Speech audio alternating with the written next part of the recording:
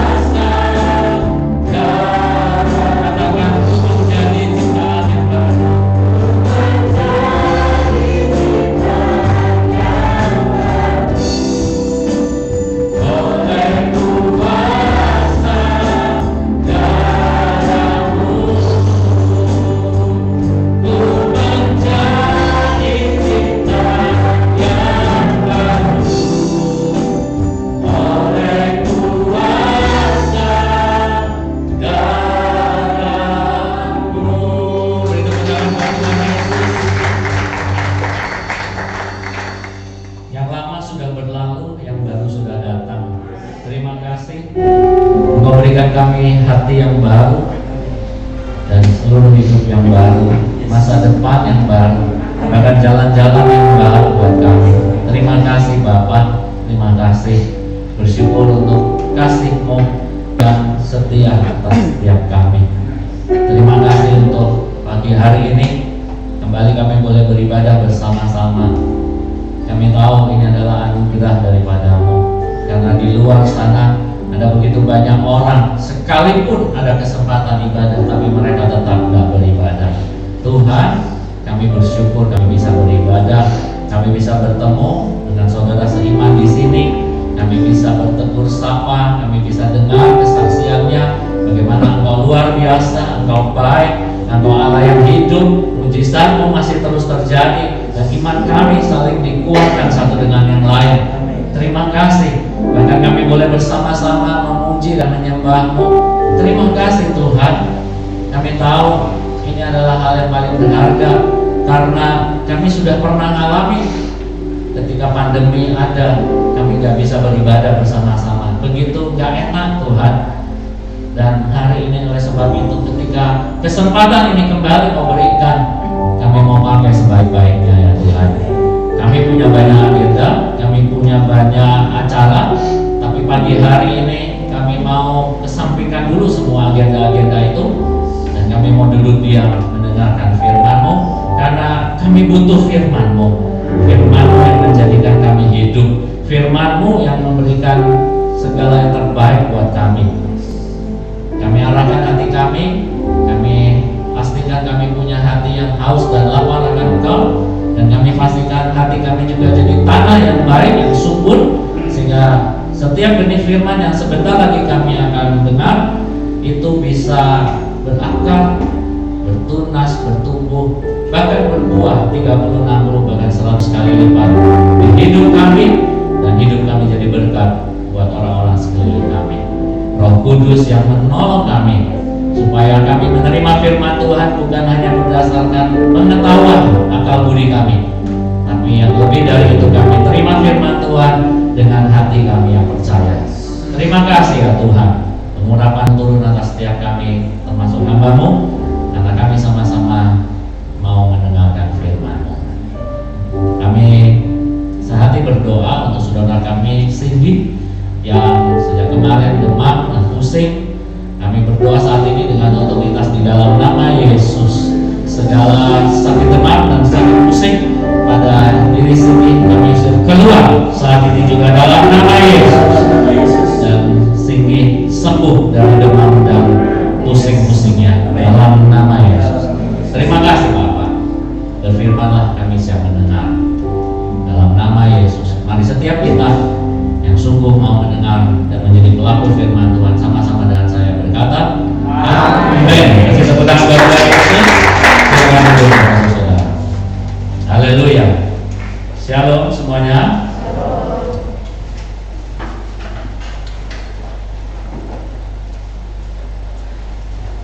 Oke, welcome home. Kita adalah satu keluarga ya. Oke, haleluya. Pagi-pagi bangun mendung hujan ya. Apa yang muncul di pikiran saudara? Semacam ya. Hujan berkat.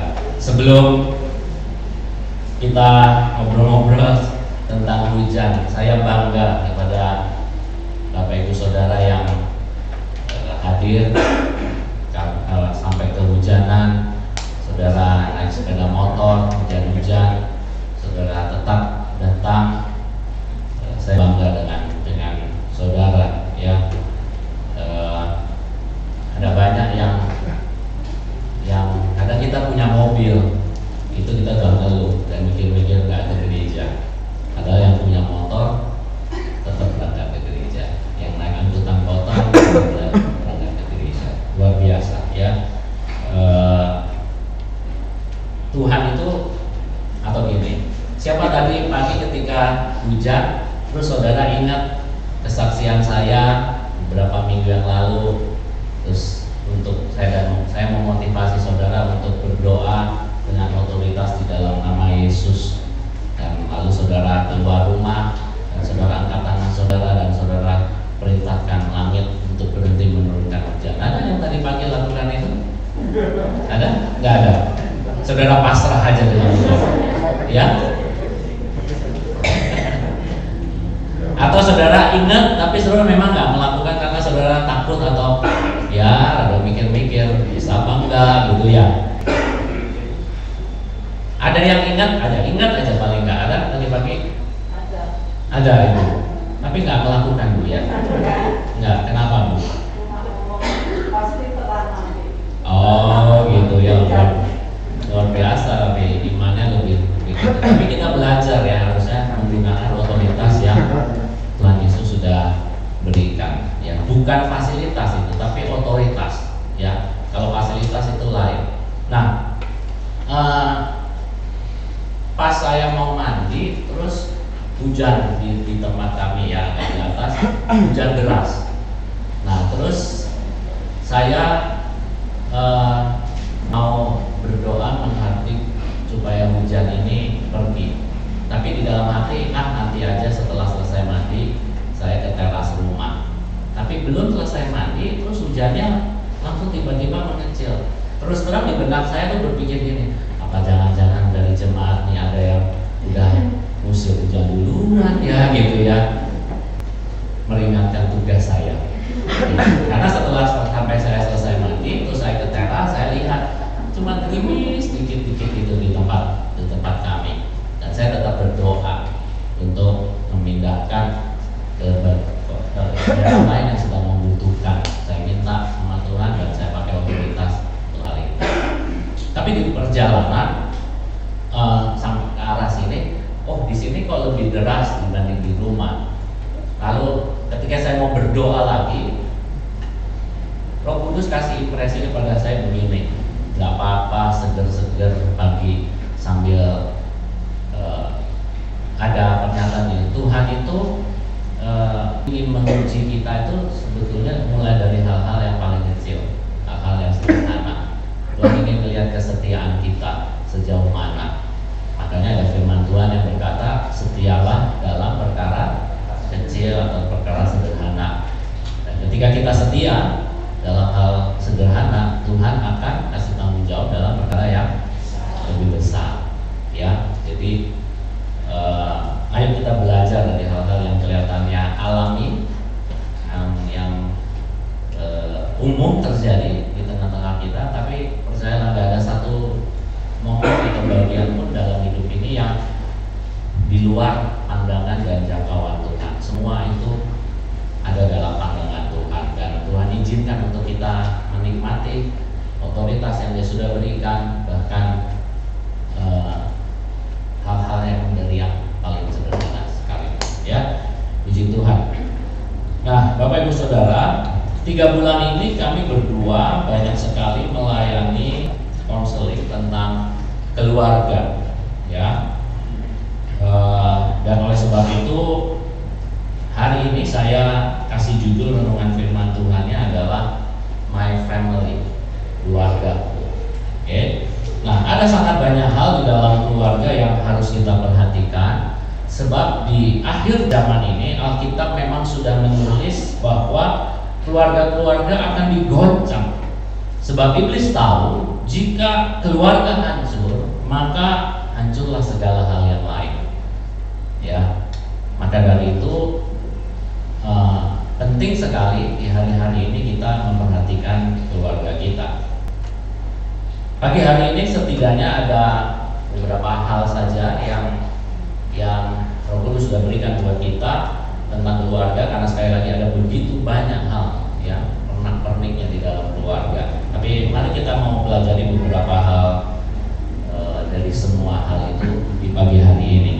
Kita baca kitab kita, saya ajak saudara membuka di dalam Kejadian 25 ayatnya yang ke-21. Kejadian 25 ayat 21. Kalau bisa ditayangkan, silakan. Kejadian 25 ayat 21. Ya, kita mau baca sama-sama ya. Ya, saudara bisa lihat di layar LCD sudah ditayangkan. Pada hitungan ketiga kita baca sama-sama. 1, 2, 3. Berdoalah Ishak kepada Tuhan untuk istrinya, sebab istrinya itu mandul. Tuhan mengabulkan doanya sehingga Ribka istrinya itu mengandung. Berapa banyak suami yang hadir di sini suka berdoa untuk istrinya? Bisa angkat tangannya tinggi-tinggi. Suami yang suka berdoa untuk istrinya? Tidak semua ya. Kalau yang nggak angkat tangan, saudara suami suka berdoa untuk istrinya siapa? Semoga nggak begitu ya. Yang sebaliknya, berapa banyak istri yang suka berdoa buat suaminya? Lebih banyak, puji Tuhan, haleluya. Nah, sekarang kalau suami yang suka titip doa sama istrinya, nggak ada juga? Oh ada, ya. Mama, kalau mama berdoa, aku titip ya. Gaduh-gaduh 2, disampaikan 1.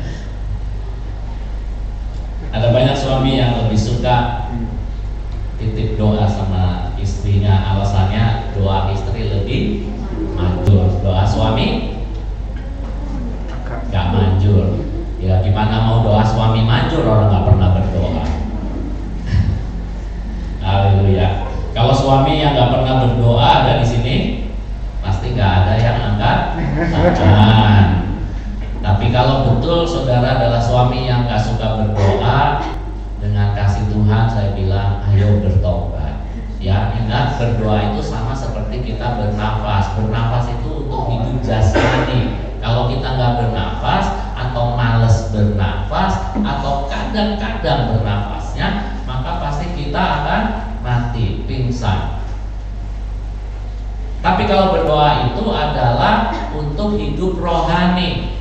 Saya bisa pastikan, dan karena itu firman Tuhan yang berkata, kalau kita nggak berdoa maka yang mati pasti rohani kita. Kelihatannya kita secara fisik masih hidup, keliling sana keliling sini, tapi rohani kita pasti mati kalau kita tidak berdoa, karena itu nafas untuk atau oksigen untuk rohani kita. Ya, nah oleh sebab itu halo para suami, mari jadilah suami yang suka bahkan selalu berdoa buat istri saudara, ya, bukan istri teman saudara. Ingat, ya, hati-hati. Nah, jangan sukanya titip doa sama istri, termasuk titip doa sama pendeta. Jangan, ya.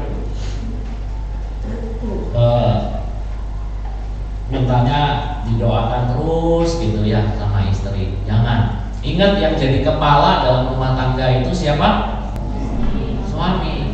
Saudara sebagai suami mau tukeran sama istri? Kan suka titip doa terus sama istri. Mau? Mama kita tukeran yuk, mama yang jadi kepala, aku yang jadi ibu rumah tangga. Mau? Kalau sering titip doa sama istri, lebih baik coba saudara mulai tukeran sama istri saudara, supaya istri saudara yang jadi kepala. Karena istri saudara yang berdoa terus kan. Saya percaya kalau ada suami-suami kita di sini, ini saya ngomong suami ini juga berlaku untuk saya. Kalau kita tukeran sama istri kita jadi kepala, kita jadi ibu rumah tangga, saya yakin paling banter 3 hari kita semua masuk UGD, saudara. Tungguan, coba kita mengerjakan semua pekerjaan istri, kita masuk UGD. Tuhan itu udah tahu ya kapasitas kita masing-masing, baik sebagai suami maupun sebagai istri, ya. Oke, mulai hari ini semua suami tiap hari berdoa untuk istrinya, amin. Dan juga untuk anak-anaknya, amin. Kalau anak-anak saudara masih sekolah, biasakan tiap pagi sebelum mereka berangkat sekolah itu doakan mereka, tumpang tangan atas mereka, doakan, lepaskan berkat untuk mereka. Saya masih ingat betul sejak anak-anak kami masuk sekolah, tiap hari karena kami yang mengantar, ada juga banyak waktu kami nggak bisa antar, tapi tiap pagi pasti kami doakan. Saya sebagai kepala keluarga, saya doakan mereka, saya panggil mereka, saya tumpang tangan mereka, dan mereka tahu persis betapa mereka perlu didoakan, dan mereka tahu kuasa doa buat mereka sepanjang hari itu. Beberapa kali saya tes, ya, saya diam aja nggak panggil mereka. Wah, mereka sibuk pagi-pagi kan. Nah, begitu sampai di depan sekolahnya mau masuk, mereka ingat langsung, doain. Mereka berikan tangannya untuk dipegang, untuk ditumpang tangannya dan didoakan. Karena apa? Mereka tahu itu bukan kegiatan rutin seperti sesuatu yang rutinitas, bukan. Mereka tahu persis ada kuasa doa. Ada firman Tuhan berkata bahwa doa orang yang benar jika dengan yakin didoakan maka besar kuasanya. Mereka tahu persis. Dan bagian kita Bapak Ibu khususnya para suami, tahu nggak bahwa momen tersebut sesungguhnya itu bagian dari kita sebagai seorang suami, seorang ayah. Itu jadi kita bisa lebih mengenal dekat dan hidup dari anak-anak kita. Karena ketika kita mau mendoakan, kita perlu tahu dulu kan apa yang sedang mereka alami, apa yang mereka sedang inginkan, apa yang mereka sedang hadapi, untuk kita doakan mereka. Sehingga Tiga anak kami bersama-sama saya akan doakan, kamu minta, kamu lagi ngalami apa, kamu apa yang kamu ingin didoakan. Beda-beda saudara, dan kita berdoa untuk mereka. Dan setiap pulang sekolah kita tanya juga hasilnya bagaimana, dan mereka bisa saksikan bagaimana mereka diberkati Tuhan, disertai Tuhan. Dan itu karena ada doa dari papanya. Para suami sekali lagi, mari mulai hari ini doakan. Juga mungkin saudara punya istri yang bekerja, walaupun bukan bekerja sekuler, tapi setiap hari pasti ngurusin rumah tangga. Doakan, tanya apa yang mau didoakan, doakan. Ya, amin para suami. Itu Tuhan. Saudara janjinya bukan sama saya loh ya, tapi sama Tuhan. Oke, kembali kepada firman Tuhan. Di sini dikatakan Ishak, seorang suami namanya Ishak, berdoa untuk Ribka. Apa yang didoakan Ishak? Minta anak pada Tuhan untuk Ribka, karena Ribka itu mandul, gak bisa punya anak. Dan dikatakan di sini Tuhan apa? Mengabulkan. Wow, luar biasa.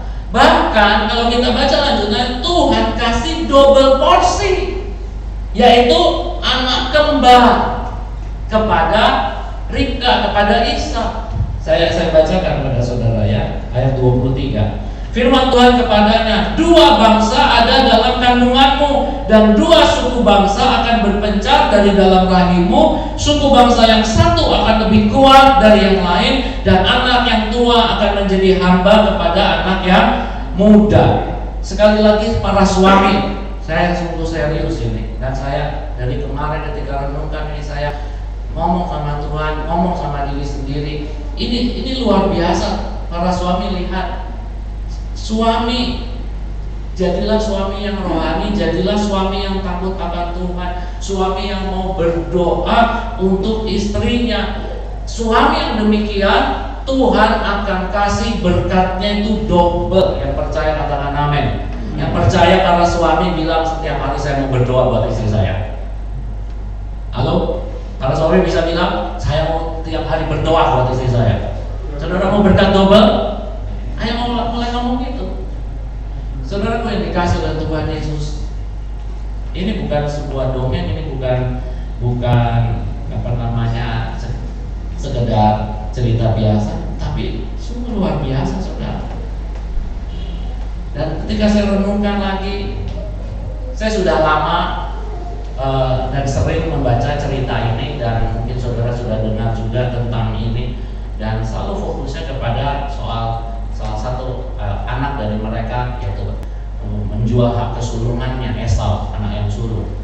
Dibahas tentang itu. Penting sekali itu untuk kita. Tapi ketika saya baca hal ini, ada beberapa hal lain di luar itu yang sangat penting yang hari ini kita sedang renungkan sama-sama. Mulai yang tadi pertama, bahwa kita para suami penting sekali kalau kita mau dapat berkat double dari Tuhan. Jadilah suami yang rohani, jadilah suami yang takut akan Tuhan, jadilah suami yang tiap hari berdoa buat istri kita. Katakan amin. Haleluya. Nah, saudara, kalau kita perhatikan dalam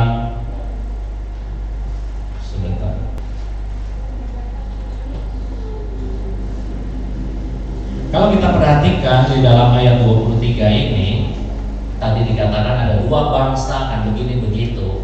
Artinya apa? Ternyata Tuhan sudah punya rencana untuk dua anak kembar ini, dua anak kembarnya Ishak dan Ribka ini, sejak mereka masih dalam kandungan mamanya.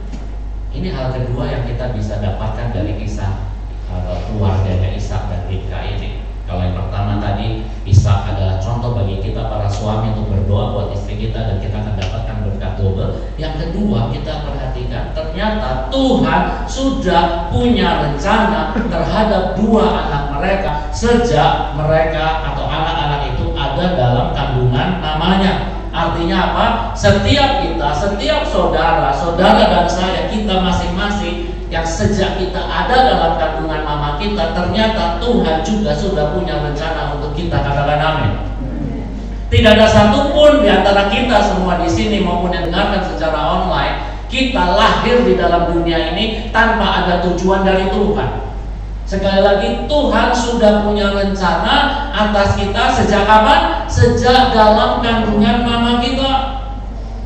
Seringkali kita yang nggak tahu apa ya tujuan kita ini lahir ada di dalam dunia ini, apa rencana Tuhan buat aku, kok aku bisa lahir di dalam dunia ini, apa ya? Banyak dari antara kita nggak tahu, sehingga akhirnya kita hidupnya easy going, kita hidupnya asal-asalan, asal hidup. Ya sudah, whatever will be, apa yang terjadi terjadilah, hidupku ngalir aja lah. Karena kita nggak tahu apa tujuan Tuhan, apa rencana Tuhan. Kenapa aku ini lahir di muka bumi ini? Bagaimana kita bisa tahu? Sangat simpel. Berdoa dan bertanyalah kepada Tuhan, pasti Tuhan akan kasih tahu. Dan bagian kita apa? Bagian kita percaya saja, karena rencana Tuhan itu pasti yang terbaik buat kita. Katakan amin. Sejak saya tahu bahwa Tuhan itu punya rencana dalam hidup saya, sejak saya ada dalam kandungan mama saya seringkali setiap hari, ya nggak setiap hari tapi cukup sering, saya berdoa ketika sambil saat teduh, sambil jaga di sebelah atau sebelumnya saya sambil mengerjakan beberapa instalasi dan lainnya. Saya berdoa senandung, Tuhan, ku percaya rencanamu indah, walau saat ini aku mengerti. Engkau telah berfirman, memberi masa depan, damai sejahtera, penuh harapan. Kita nyanyi sama-sama ya. Ku tahu rencanamu apa? Indah bagiku.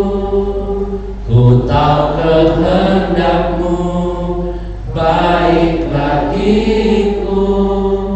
Ku tahu rencanamu sempurna bagiku. Ku tahu jalan-jalanmu yang terbaik bagiku. Kalau kita tahu dan percaya bahwa sejak dalam kandungan mama kita Tuhan sudah punya rencana, jangan sekedar asal hidup, jangan easy going hidup ini. Tapi setiap hari, sekalipun mungkin ada banyak hal kita nggak mengerti. Kenapa kita nggak ngerti? Karena rencana Tuhan itu teramat besar buat saudara dan saya. Katakan amin. Pikiran kita itu nggak bisa menyelami pikiran Tuhan.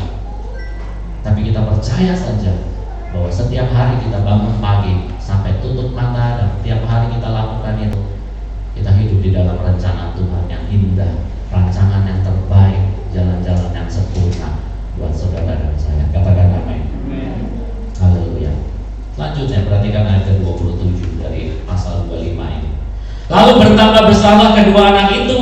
Esau menjadi seorang yang pandai berburu, seorang yang suka tinggal di padang. Tapi Yakub adalah seorang yang tenang, yang suka tinggal di kemah. Bapak Ibu Saudara, memang gak gampang punya anak kembar, gak gampang. Di sini ada ya di tengah-tengah kita, Bapak Jonathan dengan Ibu Irma punya anak kembar. Susah nggak? Susah ya? Gampang-gampang susah, susah-susah gampang. Beda ya, gampang-gampang susah atau susah-susah gampang. Kalau gampang-gampang susah itu lebih banyak susahnya dari gampangnya. Tapi kalau dibalik lebih banyak gampangnya daripada susahnya. Ya, mereka orang tua yang luar biasa ya, luar biasa. Saya sering tanya, puji Tuhan sih, sekarang saya sudah lebih mengenali kedua anaknya. Awal-awal tuh bingung mana yang Jos, mana yang Jess gitu ya. Tebak-tebakan kalau mau manggil tuh mikir-mikir nih kira-kira apa ya gitu ya. Halo Jos, atau mama bilang bukan kok ini Jess. Aduh, malu gitu ya kan. Nanti suatu hari ini pasti benar. Halo Jess, bukan kok ini ya Jos, salah lagi ya kan. Akhirnya berusaha nanya lebih detail, apa sih yang membedakan? Saudara tahu apa bedanya? Kok saudara tahu? Pasti nanya ya. Siapa yang juga awal-awal sering salah seperti saya, jujur? Papanya aja angkat tangan.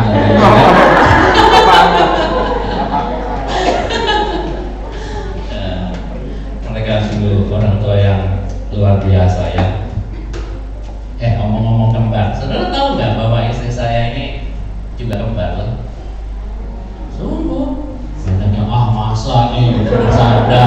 Ya elah, ini bukan lagi stand up komedi saudara. Betul, istri saya itu kembar. Namun Tuhan punya kehendak lain sehingga umur 1 bulan ya, 1 hari dipanggil pulang ke rumah bapak. Tapi betul Mbak, dia punya kakak juga ada yang begitu ya. Kalau ini mah ya, kalau Tuhan punya kehendak lain lalu kembaran dari istri saya itu masih hidup sampai sekarang, maka kemungkinan besar saudara juga akan menemukan kembaran saya. Lama mikirnya, udah lupa kan?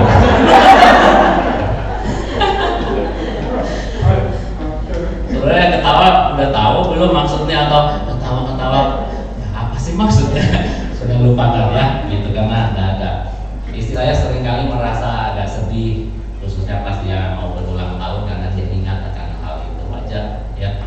Dan sekali lagi nggak mudah ya, nggak mudah untuk punya atau membesarkan anak kembar. Nah, apa kesulitannya sih punya anak kembar? Tentu banyak hal. Tapi hari ini kita mau belajar yang tertulis di dalam Alkitab dari hidupnya Ishak dan Ribka yang punya anak kembar. Kesulitan yang pertama apa? Saya bacakan di ayat ke-28. Demikian firman Tuhan. Ishak sayang kepada Esau yang sulung, sebab ia suka makan daging buruan. Tetapi Ribka istrinya kasih kepada Yakub. Jadi beda nih antara suami dan istri. Ya, kasih Ishak dan Ribka kepada Esau dan Yakub itu nggak sama. Ini tetap bisa diistilahkan pilih kasih. Kalau sampai ditulis Ishak lebih sayang atau ya lebih sayang kepada Esau, berarti ya dia sayang pasti sama Yakub, itu anaknya juga. Tapi sayangnya tidak sebesar dia sayang kepada Esau. Demikian juga Ribka. Ribka kasih kepada Yakub, tapi dia juga pasti kasih juga, sayang juga sama Esau yang sulung, tapi tidak sebesar kepada Yakub. Tetap istilahnya pilih kasih. Nah, pertanyaannya bagaimana dengan saudara yang punya anak hari ini? Mungkin saudara nggak punya anak kembar, tapi saudara punya anak lebih dari 1. Ya, kalau kayak Bapak Hans dan Ibu Rusma tenang-tenang aja, anaknya cuma 1, nggak mungkin pilih kasih. Mau milih apa ya kan? Tapi saudara yang punya anak lebih dari 1, ayo coba jujur, renungan sebentar.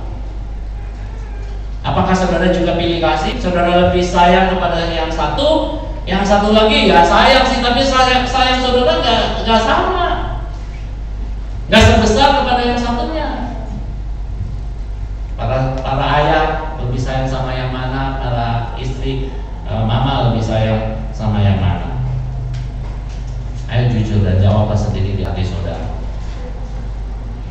Atau saudara hari ini sebagai anak yang korban pilih kasih?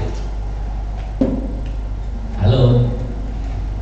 Atau saudara sebagai anak yang korban pilih kasih?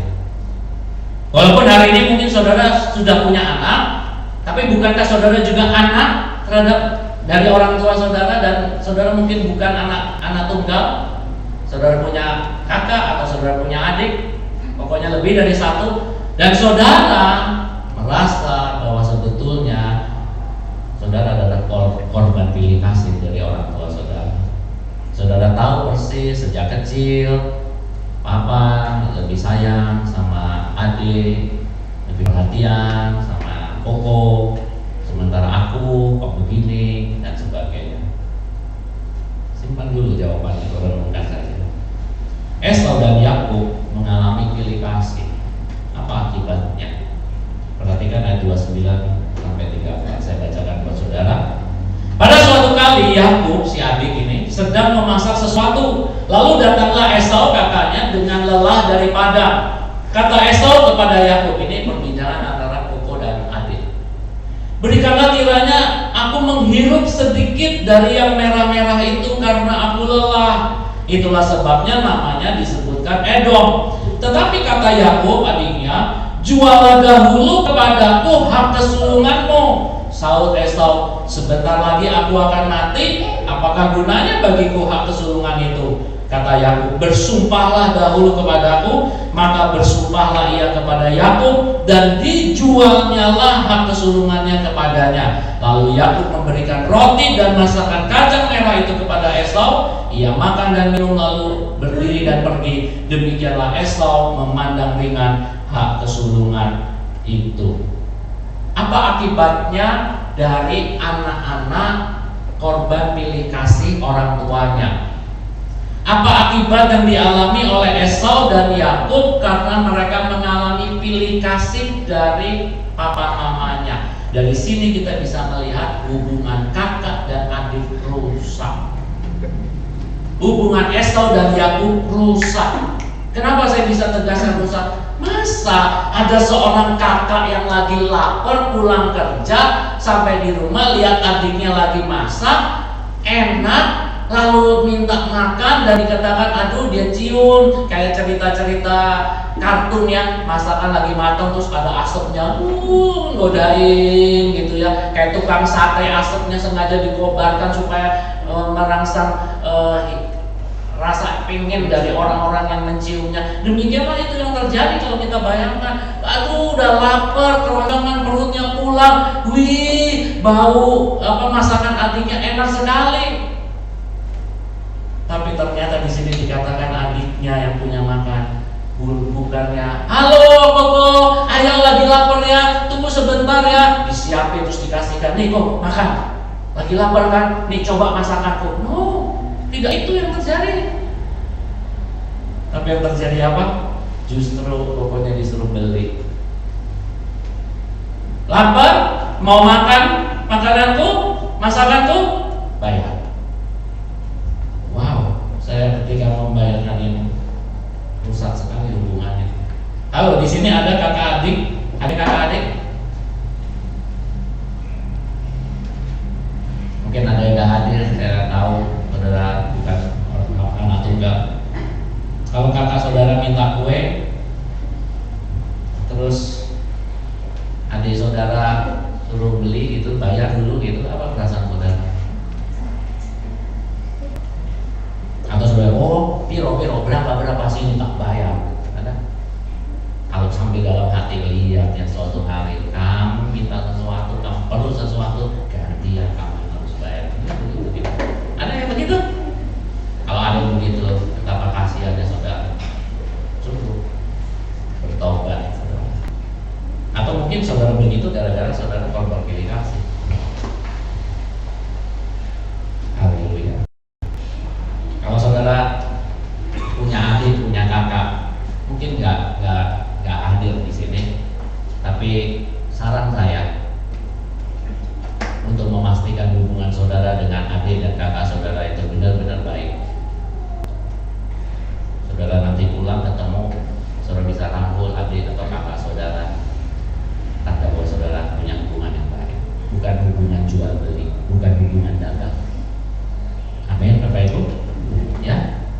Dan kalau saudara lihat kakak saudara, adik saudara lapar, saudara punya kue, kasih tanpa harus bayar atau apapun juga.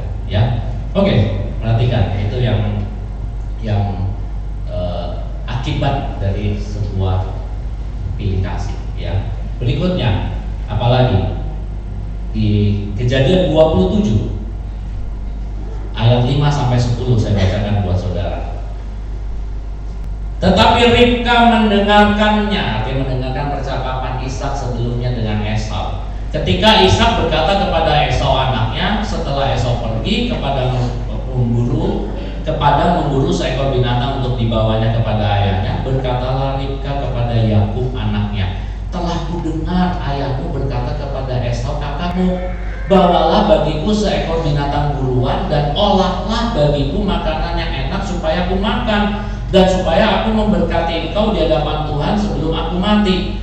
Maka sekarang anakku, dengarkanlah perkataanku seperti yang kuperintahkan kepadamu. Pergilah ke tempat kambing domba kita, ambillah dari sana 2 anak kambing yang baik, maka aku akan mengolahnya menjadi makanan yang enak bagi ayahmu seperti yang digemari. Bawalah itu kepada ayahmu supaya dimakannya, agar dia memberkati engkau sebelum ia mati. Wow, saudara, ngeri banget ya. Gara-gara pilih kasih, tadi kita tahu sama-sama si Ishak lebih kasih, lebih sayang sama Esau. Dia ngobrol-ngobrol, lalu Esau disuruh pergi berburu, nanti dapat buruannya dimasak, suruh kasih ke dia. Dan setelah itu Ishak akan memberkati Esau. Tapi Ribka, istrinya, dengar percakapan itu, lalu buru-buru datang kepada Yakub. Karena tadi kita sudah tahu Ribka lebih sayang sama Yakub. Dia bisik-bisik kepada Yakub, tadi papamu ngomong gini loh sama Esau, papamu punya rencana begini loh sama Esau, dan Esau akan didoakan, diberkati oleh papamu. Jadi mumpung sekarang Esau lagi pergi, kamu segera ambil daging dan olah, dan kamu pura-pura jadi Esau. Ngeri sekali keluarga seperti ini, kacau dan ruwet sekali. Kenapa? Seorang istri namanya Ribka sekaligus mama berkomplot dengan anaknya, mau menipu suaminya sendiri, mau menipu papanya sendiri. Diajak anaknya ini untuk nipu papanya. Dan lebih mengerikan lagi kalau saudara baca, ketika mamanya ini ngomong gitu, si Yakub ini masih sedikit-sedikit rodo-rodo bener, karena dia bilang, enggak deh ma, takut aku, jangan lakukan itu. Tapi dicatat dalam Alkitab mamanya alias si Ribka ini bilang apa? Jangan takut, sebab nanti pokoknya mama yang tanggung dosanya, mama yang tanggung kutuknya. Wih, ini seperti drakor aja saudara. Betul? Di drakor tuh segala sesuatu bisa terjadi, bukan? Amin, ibu-ibu, bapak-bapak. Yang ketawa tuh pasti tahu aja. Ya tahu, saya juga suka kan nonton drakor, walaupun udah berapa bulan ini nggak pernah nonton. Kan saya pernah cerita kan, saya dulu mikir, kok suka sih ibu-ibu nonton drakor sampai ninggalin suaminya, suami suruh makan sendiri, suruh apa sendiri semua demi drakor, anaknya suruh mandi sendiri, belajar sendiri, sekolah sendiri, tidur sendiri demi drakor. Ada apa sih di dalam drakor? Hingga suatu hari saya sama istri saya, ayo kita lihat drakor ini seperti apa. Awalnya itu membulat saudara dengan bahasanya,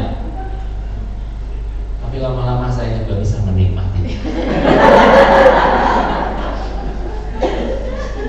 Menikmati dalam konteks positif saudara, saya benar ya, ngeri apa yang terjadi dalam dunia ini yang kita pikir sebelumnya nggak mungkin. Dan seringkali mama saya almarhum sering bilang ini sudah zaman edan, jadi segala sesuatu bisa terjadi. Kamu pikir, kamu jangan sebagai hamba Tuhan tuh mikir yang bagus-bagus aja. Dunia ini, firman udah, kita sudah mencatat dunia itu semakin hari semakin rusak. Jadi kalau kamu tetapkan standarnya itu tinggi terus, kamu akan kaget karena apa yang kamu pikir nggak mungkin itu justru terjadi. Dan ternyata betul, hebat itu yang bikin cerita di dalam drakor. Dia bisa tahu memang itu menggambarkan memang dunia ini parah saudara. Dan tapi kalau kembali ke Alkitab ini, ketika saya renungkan kembali, saya yakin nih Alkitab memang sumber inspirasi dari semuanya. Ya, sebelum ada drakor sudah ada kejadian Ribka dan Yakub mau menipu papanya sendiri, menipu suaminya sendiri. Mana ada kalau nggak ada drakor yang model begini, saudara. Dimulai dari kenyataannya. Tapi hari ini yang kita ambil pelajarannya, gara-gara apa? Gara-gara pilih kasih. Gara-gara pilih kasih. Coba aja Ribka itu kasih kepada Yakub dan kepada Esau itu sama, maka dia akan panggil Yakub, tapi untuk urusan lain dia akan bilang sama Yakub, Yakub dengerin, papamu sudah nyuruh Esau pergi berburu, dapat daging dimasak, lalu dikasih makan ke papamu dan dia akan diberkati. Ayo kita dukung, yuk kita susul yuk Esau yuk supaya lebih cepat berburunya, atau yuk kita siapin bahan-bahan bumbu-bumbunya sehingga waktu Esau pulang kita masak sama-sama. Itu yang akan terjadi. Tapi ternyata enggak. Mereka kasar kusuk, berkomplot mau menipu. Wih, mengerikan sekali. Tapi itulah yang terjadi. Maka dari yaitu apa saudara? Jangan pilih kamu, jangan pilih kasih. Satu lagi ya, kita mau lihat pelajaran dari keluarganya Ishak ini. Kejadian 26, mundur satu pasal di ayat 34 dan 35. Ketika Esau telah berumur 40 tahun, ia mengambil Yudit anak Beri orang Het dan Basmat anak Elon orang Het menjadi istrinya. Kedua perempuan itu menimbulkan kepedihan hati bagi Ishak dan juga bagi Ribka. Bapak Ibu Saudara juga anak-anak, ketika Ishak belum nikah, maka Abraham, papanya Ishak, itu selalu kalau bahasa Jawanya wanti-wanti. Apa wanti-wanti itu ya? Ingetin terus gitu ya, nasehatin terus gitu kepada si Ishak ini. Apa yang dinasehatin? Abraham bilang gini, Ishak, nanti kalau kamu nikah itu cari istri yang benar ya, cari istri yang beriman ya, jangan cari istri dari orang Kanaan. Orang Kanaan itu simbol dari orang yang tidak beriman. Itu kalau sudah baca di Alkitab, Abraham itu tiap-tiap hari ngomong sama Ishak, is gitu ya, atau sak saya nggak tahu deh, ya kan? Ya ada apa gitu, sini nak, kamu sudah mulai dewasa, kamu sudah punya pacar, mungkin gitu ngobrolnya. Ya lagi lihat-lihat nih Pak, gitu ya. Siapa coba yang kamu lihat-lihat? Ya cerita ini si ini. Apa dasar kamu mau memilih di antara mereka? Cerita yang ini baik Pak, yang ini kalem, yang ini lembut, yang ini rodo nyentrik Pak, tapi baik hatinya, yang ini gak terlalu cantik Pak, tapi sering kasih aku coklat mungkin. Lalu Isa bilang, apapun itu nomor satu yang kamu harus lihat Isa, perempuan yang kamu mau jadikan istrimu, pastikan dia orang yang beriman, orang yang cinta sama Tuhan. Oh yang ini rajin ke gereja Pak? Belum tentu, katanya Abraham. Rajin ke gereja apakah pasti tanda orang beriman? Belum tentu. Tapi dia pelayanan, apakah pelayanan pasti itu orang yang beriman, takut akan Tuhan? Belum tentu. Lalu Abraham mulai menasehati terus, wanti-wanti lagi gitu. Dan sampai-sampai Abraham menolong Ishak. Memang pada waktu itu dia mencarikan jodoh buat Ishak supaya dapat orang yang beriman. Tapi kenapa sekarang Ishak menasihati Esau demikian? Terbukti sampai akhirnya dikatakan tadi di ayat ini, Esau menikah dengan orang Kanaan. Dua orang tadi itu adalah orang Kanaan, orang yang tidak beriman. Dan dua lagi luar biasa Esau ini ngambil dua istri, saudara. Itu terjadi. Jadi sedikit pelajaran apa sih yang kita bisa dapatin? Kalau para orang tua, saya juga orang tua, 3 anak kami, yang paling besar harusnya, umumnya umur segitu harusnya sudah menikah. Banyak yang seumur itu sudah menikah, maksud saya. Walaupun di zaman ini, zaman yang milenial, zaman digital ini, saya lihat banyak orang-orang muda yang nikahnya itu nanti aja umur berapa gitu ya. Oke aja sih, cuma memang perlu diperhatikan bagi yang wanita. Karena wanita tentu dia harus dia hamil ketika usianya sudah kepala 30, tentu risikonya lebih besar. Tapi kembali ke sini, kita sebagai orang tua, coba kita tanya sama diri kita sendiri, seberapa sering dan seberapa perhatiannya kita sebagai orang tua memperhatikan anak-anak kita tentang pasangan hidupnya, memperhatikan anak-anak kita tentang ketika mereka sudah mulai tertarik kepada lawan jenisnya. Apa yang kita lakukan?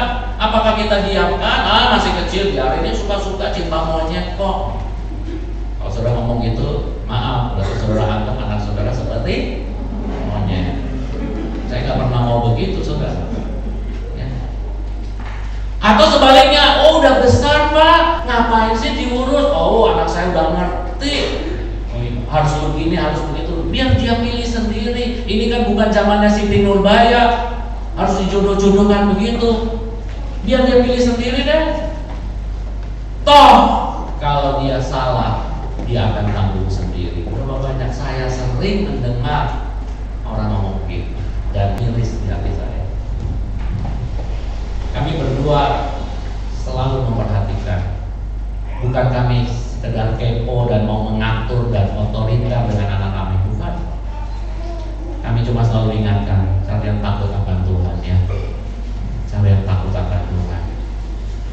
Jangan terkesima dengan hartanya, jangan terkesima dengan kebaikannya, jangan terkesima dengan pemberian-pemberiannya, jangan terkesima dengan dari keluarga yang baik, dari dia makan atau sekolahnya tinggi, dia pinter, apalagi secara fisik dan sebagainya. Jangan, tapi lihat hatinya. Apakah hatinya sungguh-sungguh melekat sama Tuhan atau kebalikannya, hatinya kotor, hatinya busuk. Hati-hati. Itu yang selalu kami ingatkan. Dan sejak kapan? Sejak mereka mulai tertarik dengan lawan jenis. Kita perlu perhatikan itu. Zaman sekarang seperti tadi saya bilang, zaman edan, kalau istilah mak saya. Artinya apa? Ada orang tua yang terlambat memperhatikan anaknya. Ternyata setelah besar tahu anaknya tertarik bukan dengan lawan jenis, tapi tertarik dengan sesama jenis. Sudah terlanjur lama, jadi lebih sulit tentunya untuk mengembalikannya lagi. Maka kita perlu tahu sejak mereka mulai tertarik. Kita perlu dampingi mereka. Kita bukan otoriter sekali lagi, tapi kita perlu dampingi mereka. Kenapa? Kita sudah pernah di situ. Bahkan mungkin kita pernah jatuh di situ. Kita punya pengalaman di situ. Nomor satu yang kita mesti ajarin adalah anak-anak kita sendiri. Ajak dengan komunikasi yang bersahabat. Saya dan istri saya bergantian. Kita sama-sama paham kan, kalau kita punya anak lebih dari satu, kita akan merasa rasanya kita ngomong sama yang satu ini lebih enak nih cara ngomongnya, yang ini agak kaku, mungkin istri kita yang ngomong dan lain sebagainya. Tapi kita punya perhatian yang sama, kasih yang sama, pedulian yang sama buat mereka. Karena bahaya sekali di era digital ini, sangat gampang menyeret anak-anak kita untuk jauh dari Tuhan. Hati-hati sekali ya. Saudara, keadaan dunia saat ini, kalau saudara yang suka perhatikan berita-berita dari luar negeri, itu memang sedang ruwet saudara, keadaan dunia ini. Pemimpin-pemimpin dunia beberapa hari yang lalu ketika saya dengarkan, mereka sudah sepakat, mereka bertemu dan mereka mengumumkan bahwa tahun ini adalah tahun yang sangat-sangat susah. Dan ketika salah satu mereka berkata, bagaimana dengan tahun depan? Tahu saudara jawaban mereka selaku pemimpin dunia saat mereka berkumpul? Mereka juga bilang gini, kalau tahun ini adalah tahun yang sangat susah, tahun depan, mereka bilangnya sampai gini, tahun depan itu tahun yang gelap. Saudara, kita sebagai anak Tuhan Yesus memang jangan takut dan khawatir, betul? Tapi jangan lupa firman Tuhan berkata, perhatikanlah tanda-tanda zaman ini. Artinya, jangan kita seperti ada orang ini, aku beriman, bukankah Tuhan Yesus akan sembuhkan orang yang sakit? Maka ketika kita sakit, kita nggak mau ke dokter, kita nggak mau istirahat, kita nggak mau minum obat, karena kita bilangnya beriman Tuhan pasti sembuhkan aku. Kalau sampai Tuhan nggak sembuhkan aku, ya berarti Tuhan ingin aku mati. Ada banyak orang yang ngawur imannya, suka diet rohani.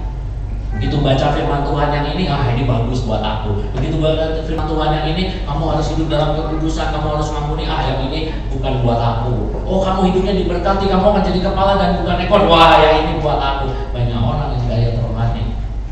Banyak orang yang suka begitu. Tapi marilah kita jadi orang yang percaya keseluruhan isi Alkitab. Alkitab memang berkata bahwa kita harus perhatikan tanda-tanda zaman ini. Salah satu tanda-tanda zaman ini, semua orang jadi egois, semua orang jadi memikirkan diri sendiri. Bahaya sekali saudara, kondisi dunia yang sedang terjadi sekarang. Inflasi di Amerika itu biasanya maksimum cuma 1%, sekarang hampir 9%, bukan main-main.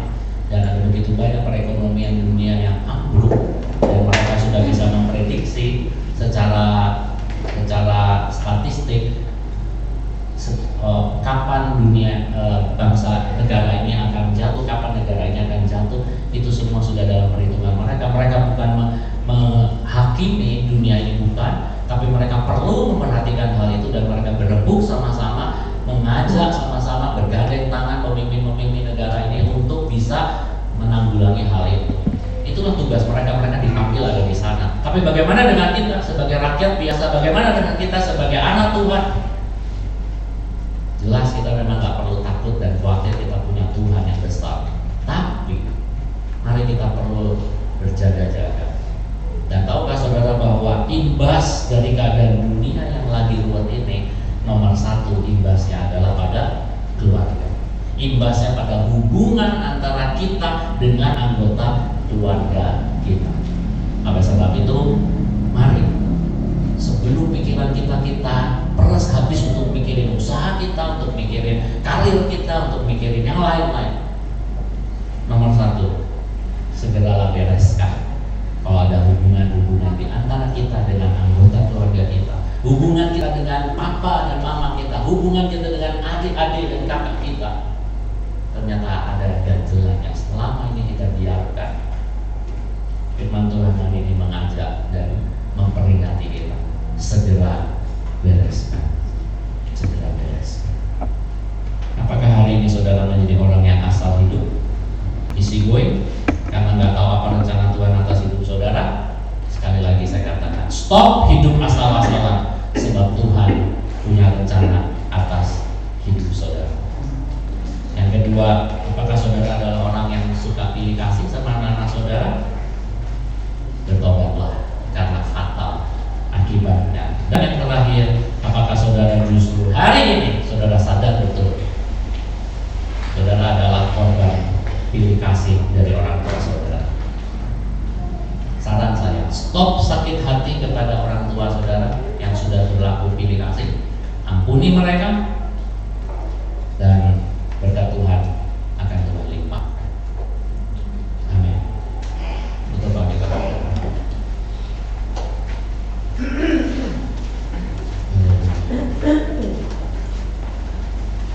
Renungkan 3 poin tadi, saudara.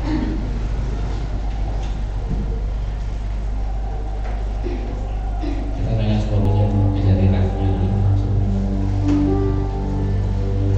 Kami perlukan keajaiban-Mu, kami butuhkan sentuhan tangan-Mu, kami tak dapat jalan sendiri, kami perlukan Tuhan, kami perlukan keajaiban-Mu,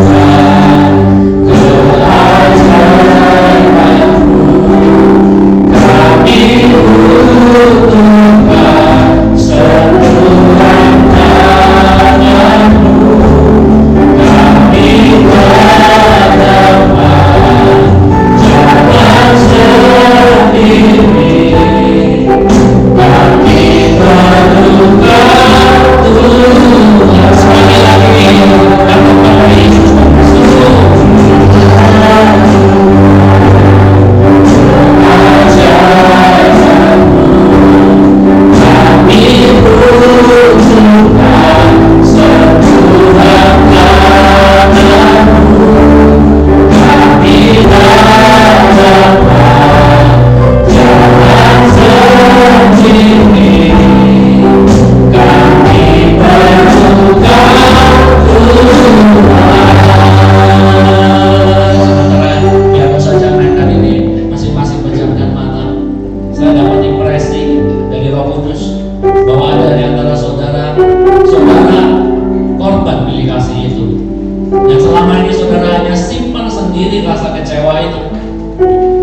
Tapi sebetulnya saudara nggak bisa terima.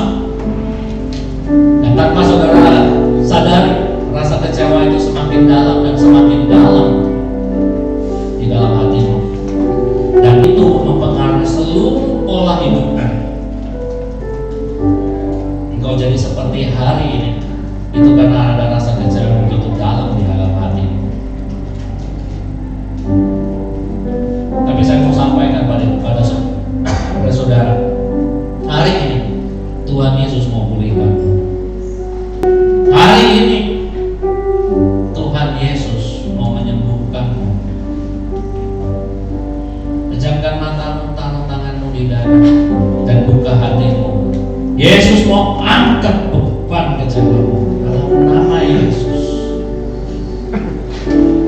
Terbukalah di hadapan Tuhan. Engkau bisa sandiwara di hadapan semua orang, tapi kau tidak bisa menyembunyikannya di hadapan Tuhan, di hadirat Tuhan.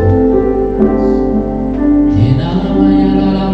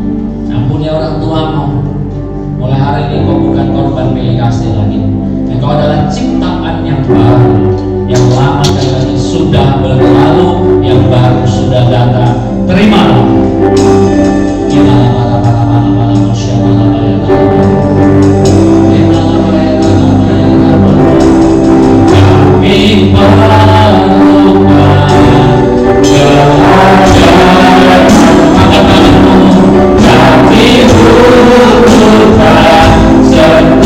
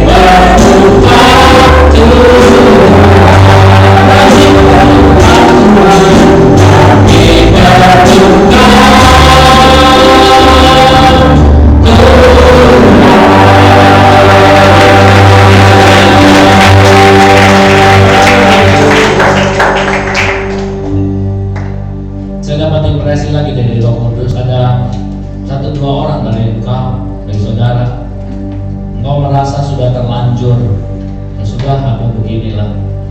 Tapi saya mau tegaskan, tidak ada kata terlanjur dan terlambat di dalam Tuhan Yesus. Detik kau mau kembali sama Tuhan, detik yang sama tangan Tuhan terulur dan mengangkat, bahkan menggendongmu, karena Dia sayang kepadamu. Jangan keraskan hatimu.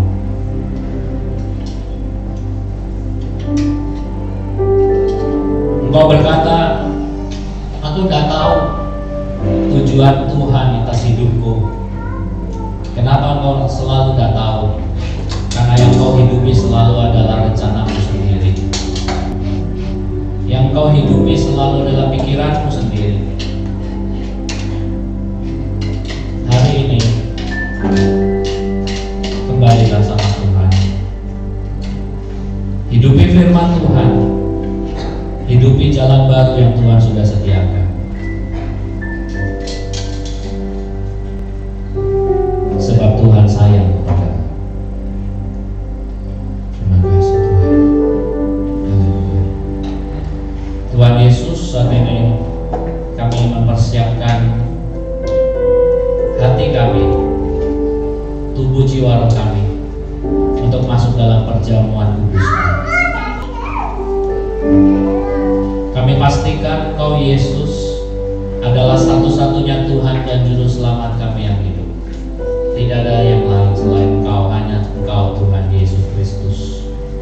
Dan kami pastikan di dalam hati kami tidak ada sakit hati, tidak ada lagi menyimpan kecewa, kemarahan, kebencian, tipu muslihat dan segala sesuatunya. Hari ini kami ambil keputusan, kami keluarkan itu semua dari dalam hati kami. Kami lepaskan pengampunan kepada semua orang yang pernah bersalah kepada kami.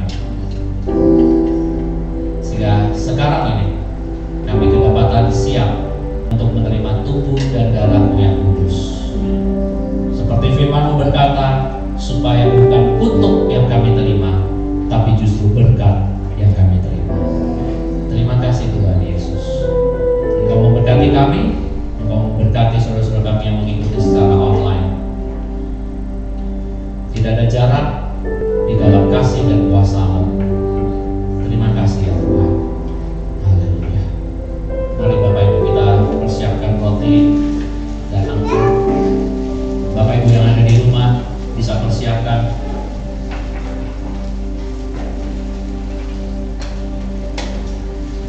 Mungkin sepotong roti atau biskuit dan air putih.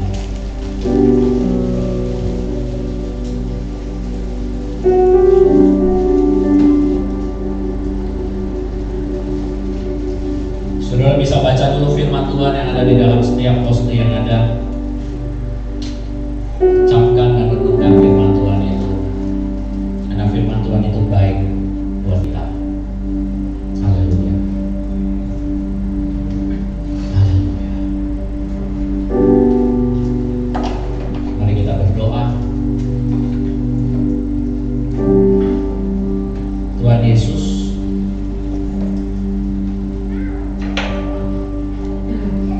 terima kasih untuk keselamatan yang Kau berikan. Terima kasih untuk pengorbanan yang Kau sudah lakukan buat kami.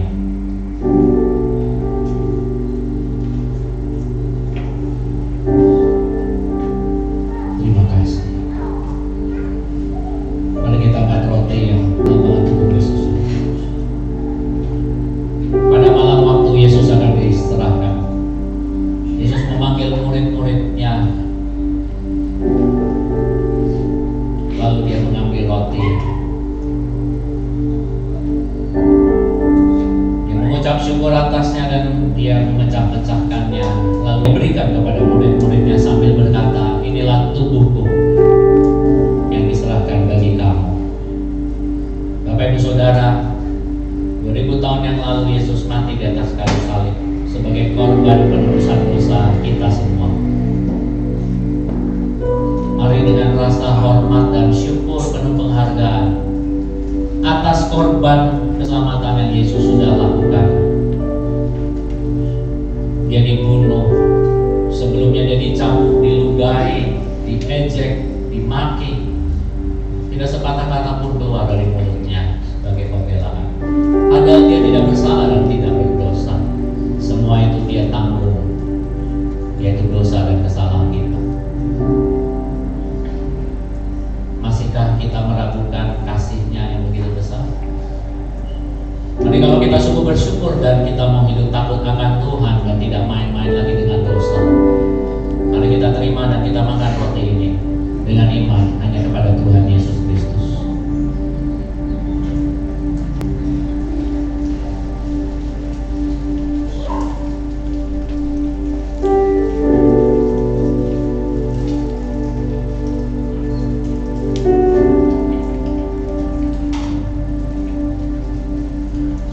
Saudara bisa buka cawan yang berisi anggur ini, atau saudara-saudara yang di rumah bisa mengambil air putih. Kalau sudah, mari kita angkat. Sesudah itu Yesus mengambil cawan yang berisi anggur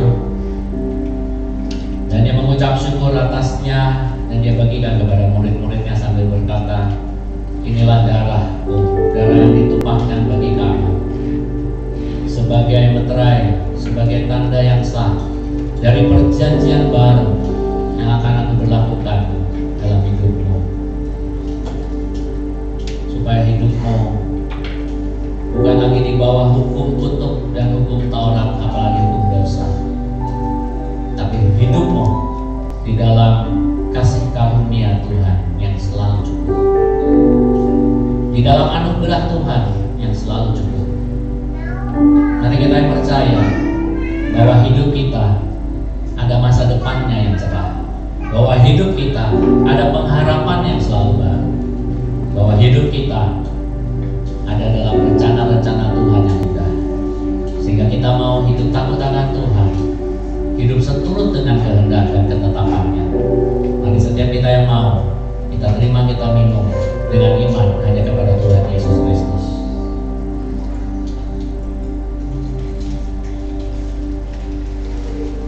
Ambil waktu berterima kasih kepada Tuhan Yesus untuk tubuh dan darah-Nya. Terima kasih Tuhan. Terima kasih. Terima kasih.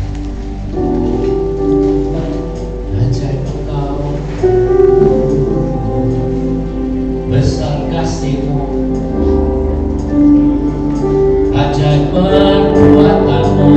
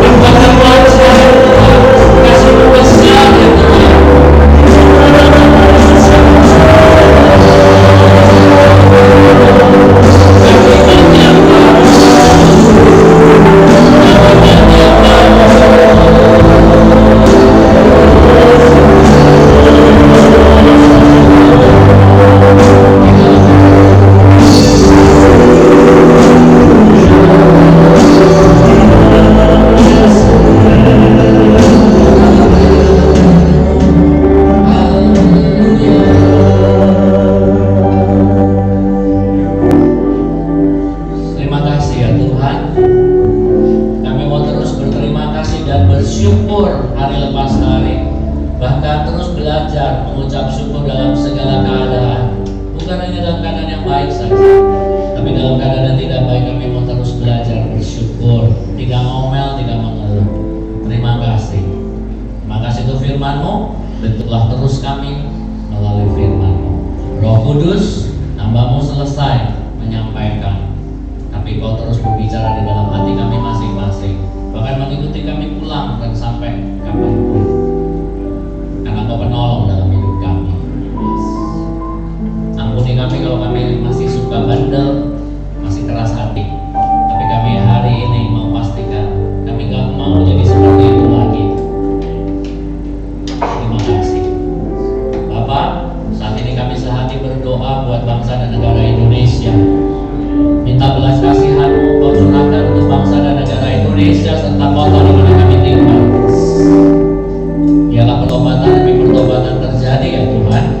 Injil diberitakan, banyak orang mendengar dan menerima dan percaya bahwa Yesus adalah Tuhan. Terima kasih. Berkat-Mu turun atas Presiden, Wakil Presiden, seluruh jajaran Menteri, TNI, Polri, dari pusat sampai daerah. Terima kasih ya Tuhan. Kami berdoa, kami minta pemimpin-pemimpin yang takut akan Tuhan. Terima kasih Bapak. Saat ini hamba berdoa juga untuk setiap persembahan yang dibawa oleh setiap anak-anak-Mu Tuhan. Kau lihat hati yang sukacita ketika mereka memberi, dan firman-Mu berkata biarlah mereka boleh menuai dengan bersorak-sorai. Terima kasih Tuhan. Berkat-Mu turun atas setiap rumah tangga yang ada, berkat-Mu turun atas setiap keluarga, pekerjaan, sekolah, usaha-usaha. Tuhan memberkati. Tuhan yang mendatangkan berkat atasmu saudaraku, karena Tuhan mengasihi-Mu. Terima kasih ya Tuhan. Terima kasih. Sebentar kami akan pulang tinggalkan tempat ini. Kami percaya penyertaan Tuhan Allah Immanuel ada bersama kami. Dan kami mau bawa berita baik ini yang sudah kami dengar kepada orang-orang yang kami jumpai sepanjang hari ini. Ada pasangan hidup yang tidak bersama kami sekarang, ada anak-anak kami, saudara-saudara kami yang lain, teman-teman kami, supaya mereka juga mendapatkan sukacita dari kabar baik Injil firman-Mu. Terima kasih. Haleluya. Mari angkat kedua tanganmu Bapak Ibu Saudara, juga anak-anak. Saat ini pulanglah dan bawalah berkat damai sejahtera dari Allah Bapa kita. Pulanglah dan bawalah berkat kasih karunia dari Tuhan Yesus Kristus. Pulanglah dan bawalah berkat hati yang gembira, sukacita dan hikmat dari Roh Kudus menyertai Bapak Ibu Saudara sekalian dan juga anak-anak mulai sekarang sampai selama-lamanya.